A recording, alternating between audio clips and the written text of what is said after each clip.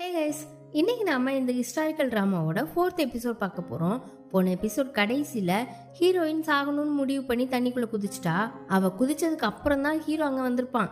அவ அப்படியே தண்ணியில மூழ்க மேல இருந்து ஹீரோ கதறிட்டு டக்குன்னு அவனும் தண்ணியில குதிச்சிட்டான். தண்ணிக்குள்ள போய் தேடி கண்டுபிடிச்சு மேல தூக்கலான்னு பார்த்தா அவ உள்ள இருந்துகிட்டு ஊஹுன்னு தலையாட்டுறா. வானு பிடிச்சி மேல தூக்கிட்டான். எப்படியோ கஷ்டப்பட்டு தூக்கி வெளியில கொண்டு வந்து போட அவ கண்ணே முழிக்கல. மூச்சு இருக்கா என்னன்னு கையை வச்சு பார்த்துட்டு பக்கத்துல போறான். அவ கண்ணை திறந்துட்டா. இப்பவும் அழுவுறா. அதே நேரம் அப்பான்னு கத்திக்கிட்டு ஹீரோவோட பையன் ஓடி வரான். ஹீரோவும் தண்ணியில குதிச்சதும் அந்த பையன் ரொம்ப பயந்துட்டான்.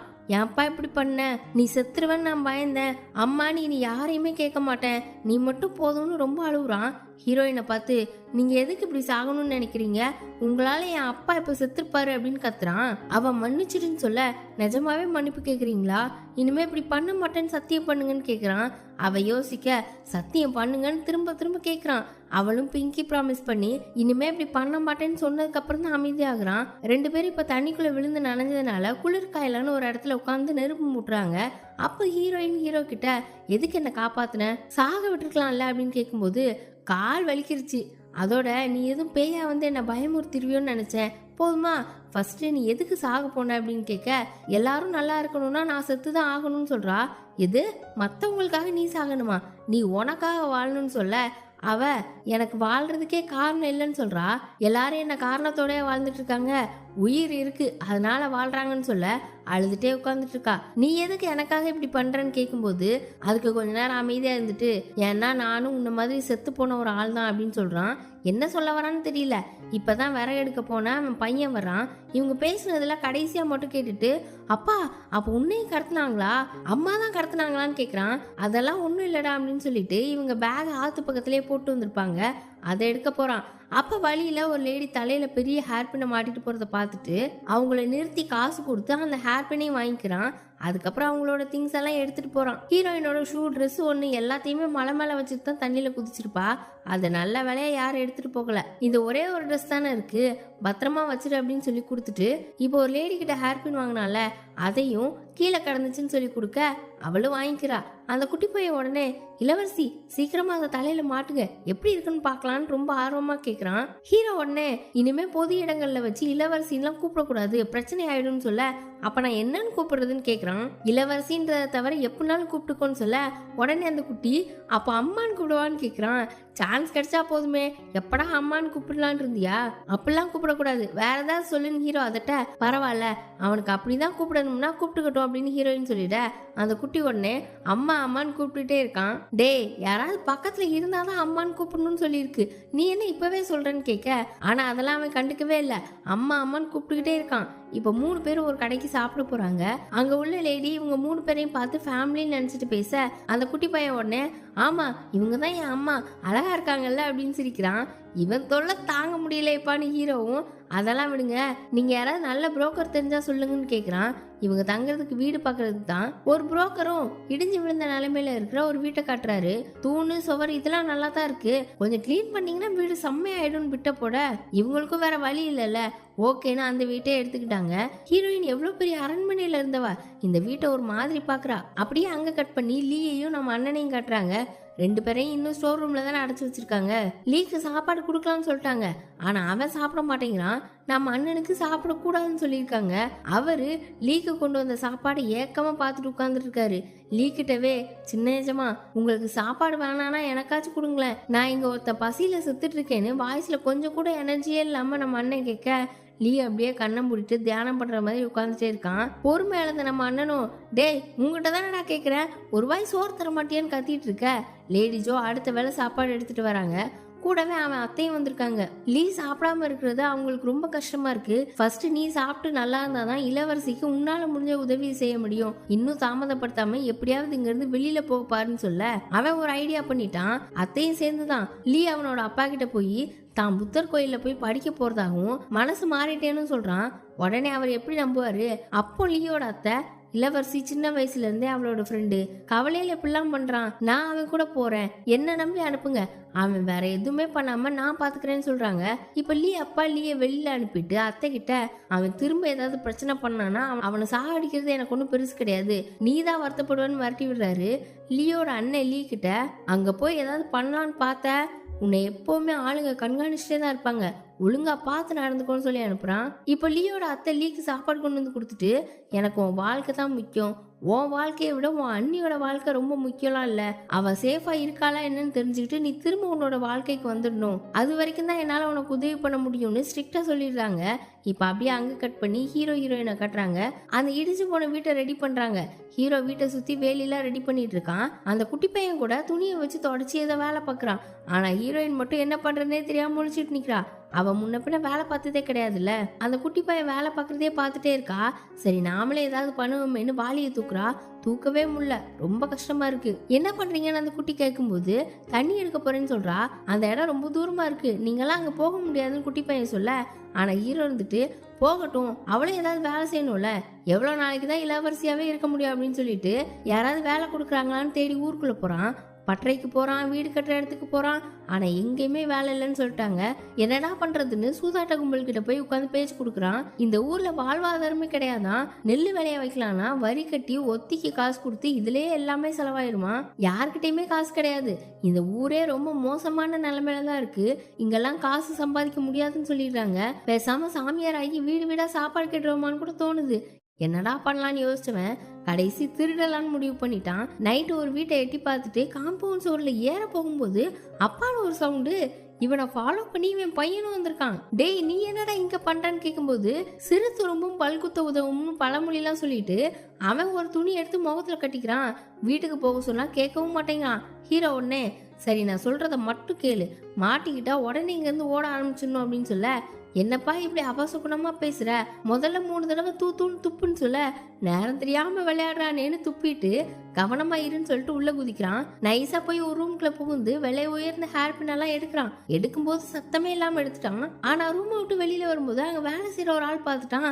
திருடன் திருடன் கத்த ஹீரோ உடனே அங்கிருந்து தப்பிச்சு காம்பவுண்ட் சோறு ஏறி வெளியில குதிக்க அந்த குட்டி பையன் ஓடாம இன்னும் நின்றுட்டு இருக்கான். டேய் மவனே, மாட்டிக்கிட்டா ஓடதான்டா சொன்னேன், ஏன்டா இன்னும் நின்றுட்டு இருக்கேன்னு கேட்க, செத்தாலும் நம்ம ஒன்னாதான் சாகணும்ன்றான். டேய் உன்னோட விசுவாசத்துல தீய வைக்க வா ஓடலான்னு 2 பேரும் அங்கிருந்து ஓட ஆரம்பிக்க எதிர்த்தாப்புல ஹீரோயின் வந்து நிக்கிறா. இவளே திருடன் திருடன் வேற கத்துறா. இவனுக்கு 2 பேரும் பயந்துட்டானுங்க. உனக்கு என்ன பைத்தியமான்னு கேட்க, எனக்கு இல்ல உனக்கு தான் பைத்தியம், திருடுறதே தப்பு, இதுல பையனை வேற கூட்டிட்டு போயிருக்க அப்படின்னு 2 பேரும் மாத்தி மாத்தி சண்டை போட ஆரம்பிக்க அந்த குட்டி பையன் தான் அப்பா அப்புறமா சண்டை போடுவோம் நாம ஓடுவோம்னு சொல்லி 2 பேரும் ஓடிட்டாங்க. ஹீரோயின் அப்படியே பார்த்துட்டே நிக்கிறா. துரத்தி வந்த ஆளுங்க வேற நீ தானமா திருடன் திருடன்னு கத்துனது, எந்த பக்கம் போனாங்கன்னு கேட்க, மாட்டி விட்டுருவாளோன்னு பார்த்தா வேற ஒரு பக்கமா கை காட்டி விட்டுட்டா. இப்ப 3 பேரும் வீட்டுல உட்காந்துருக்காங்க. திருடிட்டு வந்ததை வச்சு நல்ல கறிலாம் வச்சு சாப்பிட ஹீரோயின் ஒரு வாய் கூட சாப்பிட மாட்டேங்கிறா. அந்த குட்டி பையனையும் திருடுறதுக்கு கூட்டிட்டு போனதுதான் இவளுக்கு கோவம். ஆனா ஹீரோவும் வேணும்னே பண்ணல. அப்புறம் அவனை பட்னியா போட முடியும்னு கேட்க, ஒரு அப்பாவா நீ அவனுக்கு எதை சொல்லி தரணும் அப்படி இப்படின்னு திட்ட ஆரம்பிக்க, நீ எதுக்கு இப்ப கோவப்படுற, என் பையனை நான் எப்படியோ வளர்த்துட்டு போறேன், அம்மா அம்மா அவன் சொல்றதுனால நீ நிஜமாவே அவனுக்கு அம்மான்னு நினைச்சிட்டியா அப்படின்னு சொல்ல அவளுக்கு ரொம்ப கோவம் வந்துருச்சு. எந்திரிச்சு வெளியில போயிட்டா. அந்த குட்டி பையன் எந்திரிச்சு போய் சமாதானப்படுத்தலான்னு பார்த்தா ஹீரோ விட மாட்டேங்கிறான். உட்காருன்னு சொல்றான். அந்த பையன் அப்படியே எழுந்து போக ட்ரை பண்ண, உட்காருன்னு சொன்னேன் அப்படின்னு கொஞ்சம் ஃபோர்ஸா இழுத்துட்டான். பையன் கீழே விழுந்துட்டான். கையில வேற அடிபட்டுருச்சு போல. அழ ஆரம்பிக்க வெளியில போன ஹீரோயின் விறுவிறுன்னு பதறி போய் உள்ள வந்து அந்த பையன் கையை பிடிச்சி என்ன ஆச்சு ரொம்ப அடிபட்டுருச்சான்னு கேட்க, என் பையனை எப்படி பார்த்துக்கணும்னு எனக்கு தெரியும் அப்படின்னு ஹீரோ சண்டைக்கு போக 2 பேருக்கும் சண்டை பெருசாகுது. நடுவில் அந்த சின்ன பையன் கடந்து 2 பேர் முஞ்சையும் பார்த்துட்டு பயந்து போய் உட்கார்ந்துருக்கான். நான் இப்படி இருக்கிறதுக்கு காரணம் நீ தான் அப்படி இப்படின்னு 2 பேரும் மாற்றி மாற்றி சண்டை போட 2 பேரும் வேற வேற வழியில் போயிடலான் இருந்தோம், நீ எதுக்கு என்னை காப்பாற்றி கூப்பிட்டு வந்தேன்னு ஹீரோயின் கேட்க, அப்பவே செத்துருக்க வேண்டியதானே அப்படின்னு ஒரு ஃப்ளோவில் சொல்லிட்டான். அவளுக்கு அப்படியே கண்ணுல இருந்து தண்ணியா வருது. அந்த குட்டி பையன் தான் அழாதீங்க இளவரசி, அப்பா இனிமே நான் இளவரசி அம்மான்னு கூப்பிட மாட்டேன், அவங்கள சாக சொல்லாதீங்க, இது எல்லாமே என்னோட தப்பு தான் ரொம்ப அழுகுறான். ஹீரோயினும் வெளியில போய் உட்காந்து ரொம்ப அழுகுறா. ஹீரோவுக்கும் கொஞ்சம் ஓவரா தான் பேசிட்டோமோன்னு தோணுது. அவன் பையன் கடந்து அழும்போது என் மேலதான்டா தப்பு, அழாதானான்னு சமாதானப்படுத்த, அப்ப போய் இளவரசி கிட்ட சொல்லுங்கன்னும் போது சரின்னு வெளியில வந்து பார்த்தா ஹீரோயினை காணும். ஹீரோ வாங்கி கொடுத்த செருப்பு ஹேர் பின் 2யுமே கழட்டி வச்சுட்டு தான் போயிருக்கா. 2 பேருக்கும் செம்ம பயமாயிட்டு சுத்தி எல்லா இடத்துலயுமே இளவரசி இளவரசின்னு கூப்பிட்டுட்டே தேடி போறாங்க. ஆனால் அவன் கிடைக்கவே இல்லை. இப்போ நைட்டே ஆயிடுச்சு. ஹீரோவுக்கு ரொம்ப குற்ற உணர்ச்சியாக இருக்குது. அவன் பையன் அவளோட செருப்பை பிடிச்சிக்கிட்டே தூங்குறான். என்ன இப்படி பண்ணிட்டோம், எதுக்கு அப்படி பேசணும்னு தன்னை தானே திட்டிக்கிட்டு வீட்டுக்கு வெளியில் நின்றுட்டு இருக்கான். இந்த நேரத்தில் வெளியில் என்ன பண்ணுறான்னு ஹீரோயின் வயசு எங்கே போயிட்டு வந்தான்னு தெரில. எப்பவும் போட்டிருக்கிற ஒயிட் கலர் ட்ரெஸ் இல்லாமல் வேற ஏதோ ஒரு ட்ரெஸ் போட்டிருக்கா. மூஞ்செல்லாம் வேற கரியா இருக்கு. ஹீரோ வேகமாக ஓடி வந்து நல்லா தானே இருக்க, உனக்கு எதுவும் அடிலாம் படலையே அப்படின்னு கையை பிடிச்சி பார்க்குறான். அவள் கையை தட்டி விட்டுட்டு எவ்வளோ தைரியம் தான் என்னை தொடுவேன்னு கேட்க திரும்ப அவன் கோவமா மூஞ்சி வச்சுக்கிட்டு ரொம்ப பெரிய இவ மாதிரி பண்ணாத, அது எப்படி ஒரு வார்த்தை கூட சொல்லாம போவ, உன்னை பத்தி கவலைப்படுறதா எங்களுக்கு வேலையான்னு கத்த, நீ ஏன் என்னை பத்தி கவலைப்படுறேன்னு கேட்கும்போது நான் இல்லையே என் பையன், அவன் எவ்வளவு கவலைப்பட்டான்னு தெரியுமா, பச்சை தண்ணி கூட குடிக்காம நாள் ஃபுல்லா அழுதுட்டே இருந்தான் அப்படின்னு சொல்ல அவ பையன் பேரை சொல்லி கூப்பிட்டுட்டே போறா. அவன் அதுக்குள்ள உள்ள இருந்து ஓடி வந்து இளவரசி அப்படின்னு அக் பண்ணிக்கிறான். செருப்பு ஹேர்பின் எல்லாம் கழட்டி வச்சுட்டு போயிட்டீங்க, நான் உங்களுக்கு ஏதோ ஆயிடுச்சுன்னு பயந்துட்டேன் தெரியுமான்னு ரொம்ப அழுகுறான். சரி அடுத்த வாட்டி சொல்லிட்டு போறேன் மன்னிச்சிடு அப்படின்னு சமாதானப்படுத்த 3 பேரும் வீட்டுக்குள்ள போய் சாப்பிட்றதுக்கு உட்கார்ந்துட்டு இருக்காங்க. இப்பதான் அவ எங்க போயிட்டு வந்தான்னு சொல்றா. ஒரு ஹோட்டல்ல போய் பாத்திரம் கழுவி இருக்கா. இவங்க 2 பேருக்கும் ரொம்ப ஷாக்கு. இளவரசி நீங்க பாத்திரம் கழுவுனீங்களான்னு கேட்க ஆமா நாளைக்கும் நான் அங்கதான் போக போறேன், நம்ம 3 பேருக்குமே நான் சம்பாதிச்சுக்கிறேன் அப்படின்னு சொல்ல ஏன் திடீர்னு இப்படி பண்றீங்கன்னு கேட்கும்போது என்னால எப்படியும் சாக முடியாது, வாழணும்னா என்ன நானே மாத்திக்கிட்டு தான் ஆகணும், இனிமே இருந்து நான் இளவரசி கிடையாது, ஒரு சாதாரண நடுத்தர குடும்பத்தை சேர்ந்த ஒரு ஆள் தான் அப்படின்னு சொல்ல உங்களை தேடிட்டு இருக்கவங்க கிட்ட மாட்டினா ஆபத்தாயிடுமே அப்படின்னு சொல்லும்போது நான் இந்த மாதிரி ஒரு வேலை பார்ப்பேன்னு யாருமே யோசிக்க மாட்டாங்க, அங்க வச்சு என்னை பார்த்தா கூட அவங்களுக்கு அடையாளம் தெரியாது, அதெல்லாம் ஒன்றும் பிரச்சனை இல்லைன்னு சொல்லிடுறா. ஹீரோவோட பையன் திருடன் ஆயிடக்கூடாதுன்னு இப்படி பண்றா.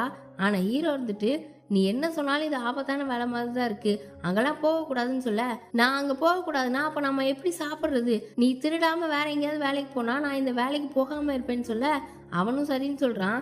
ஒரு வழியா இந்த விஷயத்த பேசி முடிச்சுட்டாங்க. இப்ப அடுத்த நாள் ஹீரோயின் துணி துவைக்க போக ட்ரெஸ் எல்லாம் எடுத்து வச்சுட்டு இருக்கா. ஹீரோவோட பையன் பக்கத்துல உட்காந்துருக்கான். அவ இப்ப அந்த வெள்ளை கலர் ட்ரெஸ் எல்லாம் போடுறது இல்ல, நேற்று வேலைக்கு போன இடத்துல ஒரு ட்ரெஸ் கொடுத்துருக்காங்க அதை தான் போட்டிருக்கா. அந்த ட்ரெஸ்ல எக்கச்சக்க இடத்துல கிழிஞ்சு ஒட்டு போட்டிருக்காங்க. இளவரசியா இருந்துட்டு நீங்க இந்த ட்ரெஸ்லாம் போடுறீங்களா அப்படின்னு ஹீரோ பையன் கேட்கும்போது ஏன் நல்லா இல்லையா அப்படின்னு கேட்க சேச்சா நீங்க போட்டதுனால இந்த ட்ரெஸ் தேவதைங்க போடுற ட்ரெஸ் மாதிரி ஆயிட்டு, நீங்க எந்த ட்ரெஸ் போட்டாலும் அந்த ட்ரெஸ் அழகாயிடும் அப்படின்னு சொல்றான். அவ சிரிக்கிறா. ஆனா ஹீரோ என் பையனுக்கு கண்ணு கெட்டு போச்சு போல, தேவதை அம்ல அப்படின்னு கிண்டல் பண்ண அவன் முறைக்கிறா. சரி தேவதனே வச்சுப்போம், இல்லைன்னா என் பையன் போய் சொல்ற மாதிரி ஆயிடும்னு சொல்ல இப்போ உனக்கு என்ன பிரச்சனைன்னு ஹீரோயின் காண்டாகிறா. விடுங்க இளவரசி, நேற்று ஃபுல்லா உங்களை காணும்னு கவலைப்பட்டதுனால உங்களை பழி வாங்குறாராம், அவர் அப்பப்போ இப்படித்தான் சின்ன பிள்ளைத்தனமா பண்ணுவாரு, நீங்க கண்டுக்காதீங்கன்னு சொல்ல ஹீரோ மறுபடியும் துணி துவைக்க போறியா, துணி கிழிஞ்சிட போகுதுன்னு கிண்டல் பண்ண அவனை திட்டுற மாதிரி போறா. ஹீரோவோட பையன் தான் வாப்பா வாப்பா மருந்து சரி பறிக்கணும்னு சொன்னல வா போலான்னு ஹீரோவை கூட்டிட்டு போயிட்டான். ஹீரோயின் இன்னொரு பக்கம் துவைக்க போயிட்டா. துணியை துவைக்கும் போது ஹீரோவை திட்டிக்கிட்டே அந்த துணியை போட்டு மொத்தி எடுக்கிறா. இப்படியே இவங்க வாழ்க்கை கொஞ்ச நாளா போயிட்டு இருக்கு. ஹீரோ ஒரு பக்கம் வேலை பார்த்துட்டு இருக்கான். ஹீரோயினும் ஹீரோ பையனும் சேர்ந்து சமைக்கிறாங்க.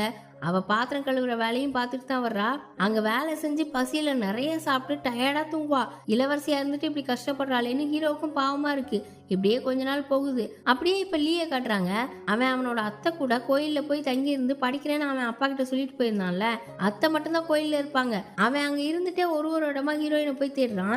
இப்ப வரைக்கும் அவனுக்கு எதுவுமே தெரியல. அவன் அப்பாவோட ஆளுங்களை ஃபாலோ பண்ணா அண்ணியை கண்டுபிடிக்கலாம்னு யோசிச்சு அதை செயல்படுத்த போறான். அங்க ஹீரோயினை காட்டுறாங்க. அவ துணி துவைக்கும் போதெல்லாம் ஹீரோ மேல உள்ள கோவத்தை அந்த துணி மேல காட்டி இருந்திருக்கா. சட்டெல்லாம் ஓட்டையாயிருச்சு.